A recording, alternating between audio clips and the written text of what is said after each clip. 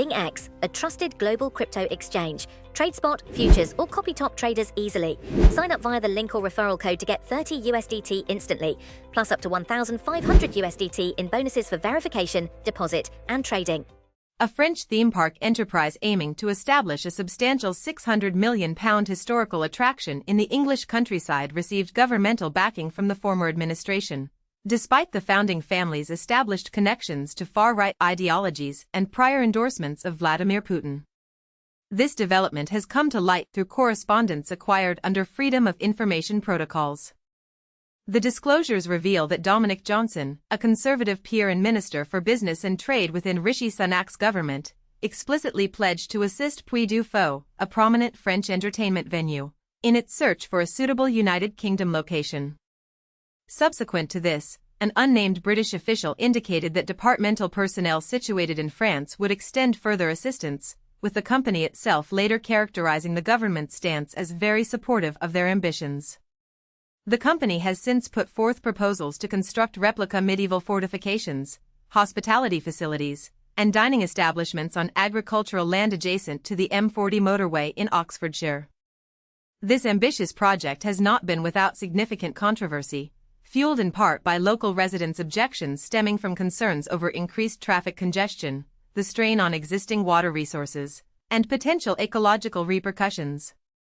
Earlier this year, a detailed report brought to light that some inhabitants of the affected region harbored reservations regarding the de Villiers family, the lineage behind the enterprise.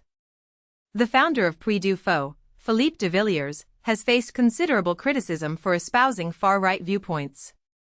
His son, Nicolas, who currently manages the business operations, reportedly conveyed praise for Vladimir Putin following the annexation of Crimea in 2014.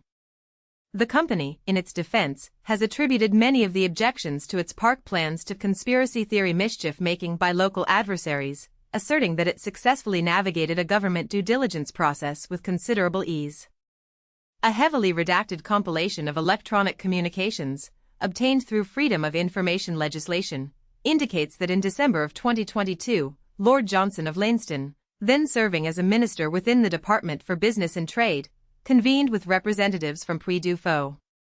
During this meeting, he conveyed his instruction to the Office for Investment to engage with the company to explore avenues for assistance in their site selection endeavors. The peer also requested to be kept abreast of any delivered outcomes.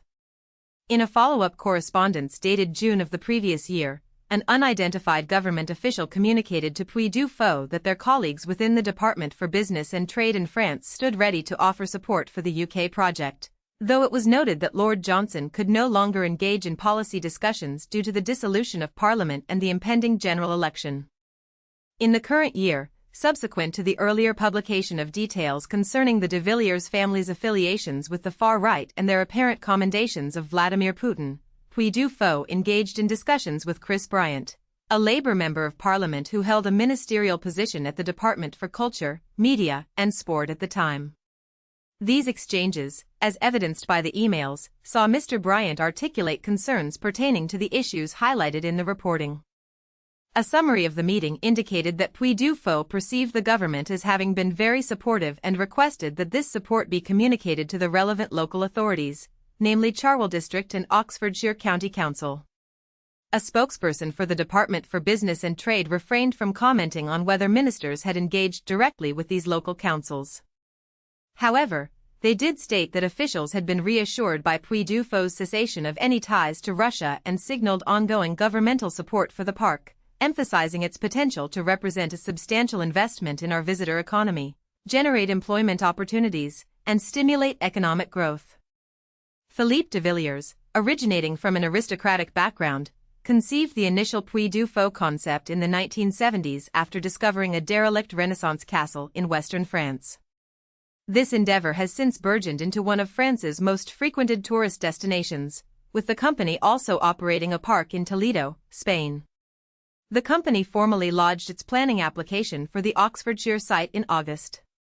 The project has garnered a following among proponents in Britain, with some establishing a group known as We Want Puy du Fou UK. Nevertheless, a segment of the local populace has voiced significant concerns regarding the potential ramifications of the project on the area, as well as the family at its helm. Philippe de Villiers, a recognized figure on the right-wing political spectrum, established a political party whose platform advocated for stringent measures such as a moratorium on the construction of new mosques and the prohibition of same-sex marriage and adoption. He continues to host a weekly political television program in France where he frequently criticizes immigration and Islam. In January of this year, he attended the funeral of Jean-Marie Le Pen, the founder of the far-right party now recognized as the National Rally. Among the attendees was de Villiers' long-standing associate, Eric Zemmour, a far-right presidential candidate who was convicted of hate speech in 2022 following a vitriolic speech against unaccompanied immigrant minors, whom he characterized as criminals, rapists, and murderers.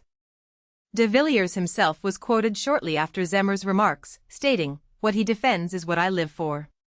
It is pertinent to note that de Villiers is no longer directly involved in the operational management of the Puy du Fou company.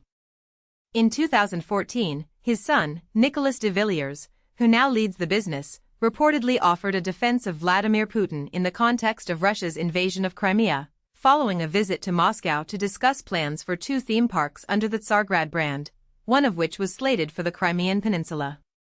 Puy du Fou's proposed local investment partner at that time was slated to be Konstantin Malafiev, a billionaire oligarch already subject to sanctions from the United States, the United Kingdom, and the European Union due to his alleged financial support for pro-Russian separatists in Ukraine. In an interview published in the trade journal Attractions Management in 2015, Nicolas de Villiers described Putin as possessing sweet eyes and sweet words and suggested that the international community had misinterpreted the Russian president's intentions. De Villiers further asserted that sanctions would not impede the construction plans for the Crimean Park and characterized Malafiev as an individual possessing great moral power. Puy du Fou issued a statement asserting, "There simply is no issue here, as much as the local objectors would like to create one." Puy du Fou ceased all contact with Russian authorities and their representatives in 2014.